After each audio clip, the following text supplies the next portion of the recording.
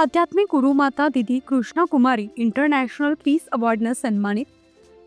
आंतरराष्ट्रीय स्तरावर अतिशय प्रतिष्ठित समजले जाणारे रोटरी क्लब संघटनेच्या वतीनं दिला जाणारा इंटरनॅशनल पीस अवॉर्ड यावर्षी साधू वासवानी मिशनच्या प्रमुख दिदी कृष्णा कुमारी यांना देण्यात आला आहे.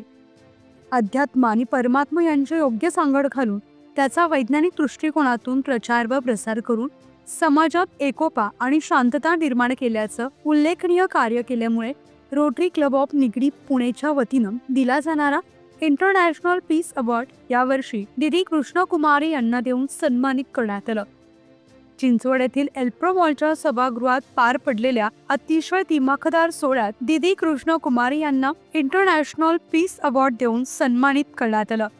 रोटरी क्लब ऑफ निगडीचे अध्यक्ष सुहास डांबले आणि सचिव डॉक्टर राजेंद्र कदम तसेच इतर मान्यवरांच्या हस्ते दिदी कृष्णा कुमारी यांना इंटरनॅशनल पीस अवॉर्ड देऊन सर्वांनी करण्यात आलं.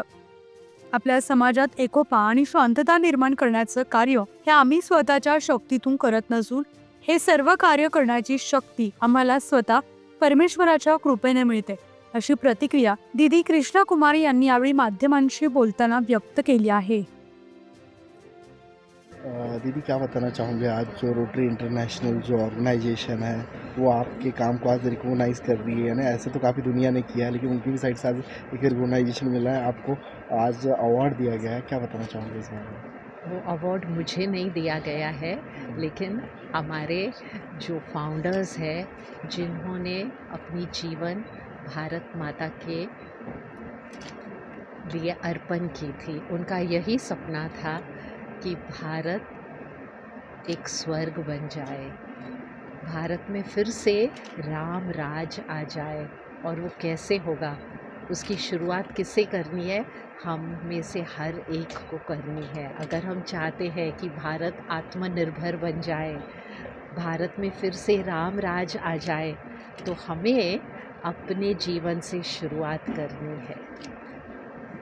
दीदी आप जो है ना हमें यानी जो पीसफुल का जो आप ये लोग प्रचार करते हैं शांति का, आज जो रिकॉग्नाइजेशन मिला इससे और आप लोगों को एक पावर मिलेगा कि और ज़्यादा दृढ़ इच्छा व शक्ति होगी सॉरी, यानी आप जो ये जो भी मिशन चला रहे हैं, आज जो रिकॉग्नाइजेशन मिला है इससे आपको और एनर्जी मिलेंगी आगे काम करने के लिए सभी लोगों को?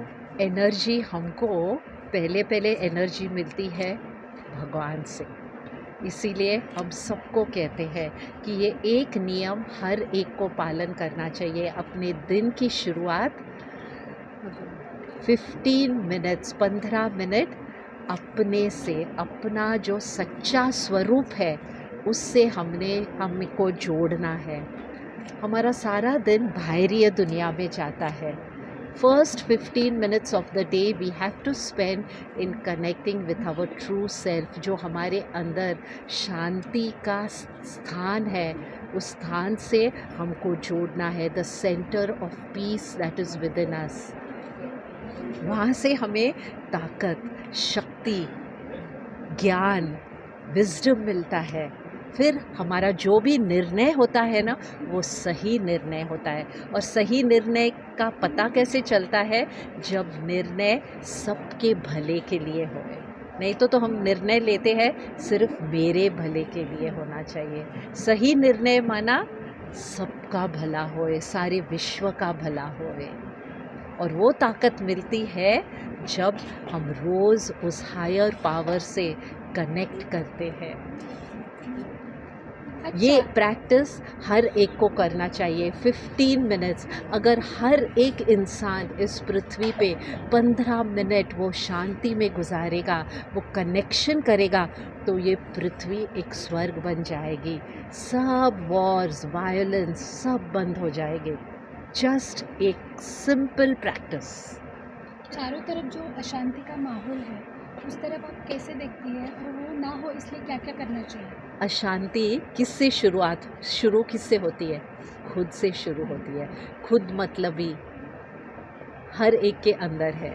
वो खुद मतलबी है जो अशांति शुरू करती है. खुद मतलबी से सब उठता है, काम, क्रोध, लोभ, मोह, अहंकार, और ये 5 ही विकार वो अशांति पैदा करते हैं. तो शुरुआत जैसे मैंने कहा, खुद से करनी है. हम कहते हैं झगड़े कैसे बंद होंगे? एक्सप्लॉयटेशन कैसे बंद होगा, अत्याचार कैसे बंद होगा, सब बंद होगा। शुरुआत खुद से करें, हमारे वाइब्रेशंस हमारे फैमिली को अफेक्ट करेंगे, परिवार से वो कम्युनिटी बन जाएगी, कम्युनिटी से सोसाइटी का उद्धार होगा, सोसाइटी से शहर का निर्माण होगा, शहर से देश का और देश से सारे ब्रह्मांड का। आप रोटरी की तरफ कैसे देखते हैं जो इन्होंने आपके लिए किसके तरफ? आपका काम जो सराहा है, आपको पुरस्कार दिया है, तो आप रोटरी क्लब की तरफ कैसे सब देखते हैं? संस्थाएं दीपक जगा रही है, शांति का दीपक, प्यार का दीपक, दया का दीपक। तो हमें सब संस्थाओं को इकट्ठे होकर काम करना चाहिए। अगर हम चाहते हैं ये पृथ्वी पर शांति अमन फिर से आए, तो हम सबको मिलकर काम करना है। Didi, please share a small message for our youngsters, brothers and sisters. Youngsters, Right. today India is the country which is blessed with youth population. Youth has energy, youth has power, youth has ideas, youth has creativity, youth has hope. But only that energy has to be channelized in the right way, then miracles can happen. Today, what is the condition of the youth? They themselves are feeling stressed. Forget the word stress, now they have come to the word burnout. They come to the word depression. Mental illnesses are on an increase. Why?